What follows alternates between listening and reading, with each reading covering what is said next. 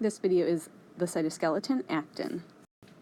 As a reminder of what actin does, I'd like you to think about the clapboard from the beginning of, say, a movie filming, which basically they call action. So action and actin go hand in hand. This is a quick overview of the different cytoskeleton components. Today we're going to talk about actin.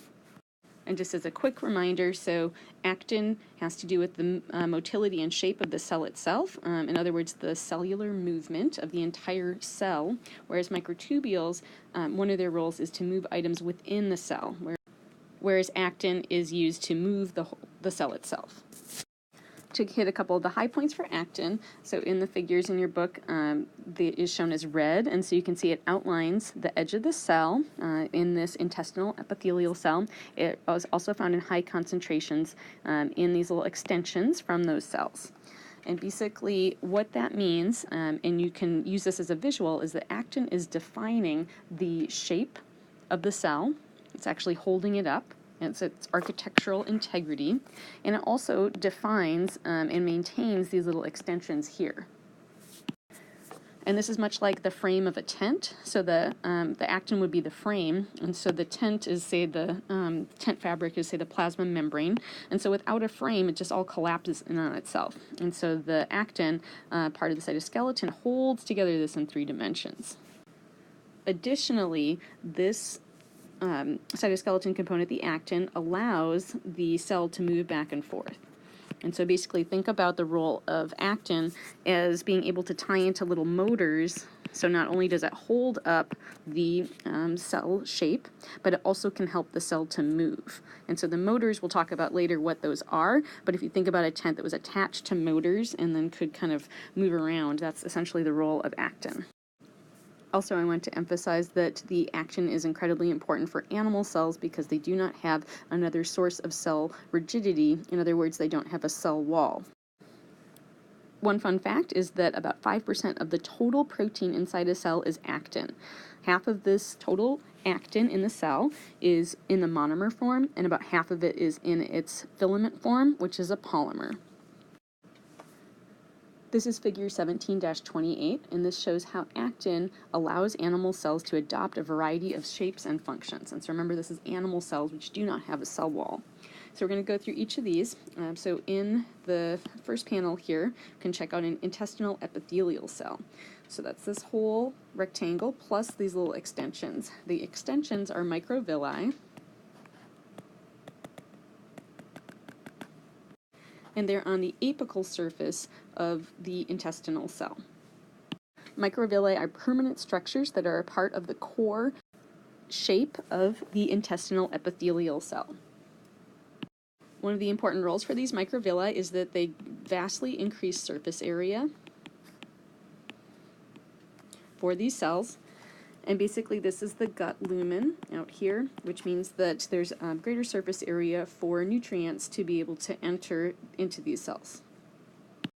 Contractile bundles are shown with these long extensions. These can be found in a variety of different cell types, and you can see it's kind of holding the cell together almost like a frame. And basically the contractile bundles are important for the architectural integrity.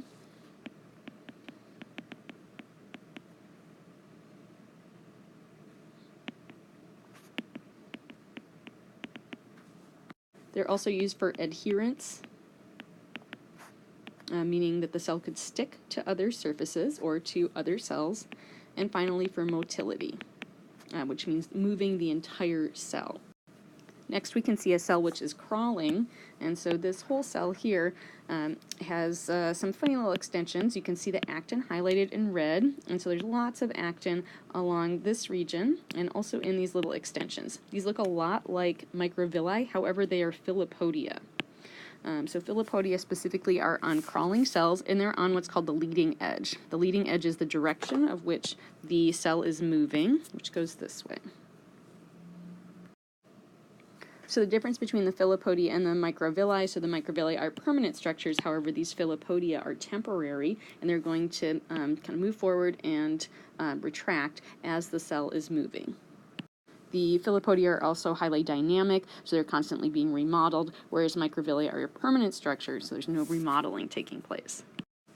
It's also a contractile ring, of which again in red we can see the actin, and so it basically circles around this constriction, which is taking place as the cell is going through cell division. So you can basically see cytokinesis is in the process of occurring here, and so this is basically kind of like a drawstring that it pulls together the plasma membranes. So here we're looking at the actin anatomy, so kind of quotes for anatomy, but we still want to understand what these different parts are. So this little fuzzy, sorry about that. So the actin monomer is kind of this looking thing here. This again is a monomer though, even though it looks like there's two little circles stuck together, it is a monomer, which means it's just one polypeptide chain that's folded into this three-dimensional shape. We symbolize an actin monomer with this little drawing here. For each monomer, this is considered the plus end when it's wider, and it's called a cleft end, so it's got an opening, and this particular opening is where ATP can bind, so it's ATP binding pocket. And sometimes it's just called an ATP pocket. The other side is called the minus side, and this is the pointed side. Sometimes the plus end is called the barbed end. Again, that's with this cleft or opening, and then the pointed end is the minus end. The plus and the minus is kind of indicating this polarity, with the plus and minus designation is misleading, so this does not have to do with the charge. Instead, it has to do with where new monomers are more likely to be added. And just to cut to the chase, the more likely side for monomers to be added is the plus end. And it is possible that monomers can be added either to the plus or the minus end of actin, however, the rate is faster at the plus end. So far we've just talked about the monomer, but you can see that there's a longer chain here. And so basically we can depict the polymer of actin like this. So this would be one strand of actin. There's another strand of actin. And then these together will have a twist, and so they have a helical structure. Overall, this is the minus end and this is the plus end. Notice that both of the strands are oriented in the same direction. This diagram and the figure show the twist a little bit better. And the two strands are held together very tightly, and they have strong interactions between the protein subunits. And this has to do with the non-covalent interactions between the proteins of the two strands. The twist occurs with a consistent frequency, so there's one twist every 37 nanometers. You don't need to memorize that, but the point is just to see that it is a very reproducible pattern as far as how these subunits fit together and how the strands fit together. And so what the scale is for how long these actin filaments will be produced, so this whole thing here is a filament, and there's two filaments. Each filament might be up to thousands of actin monomers.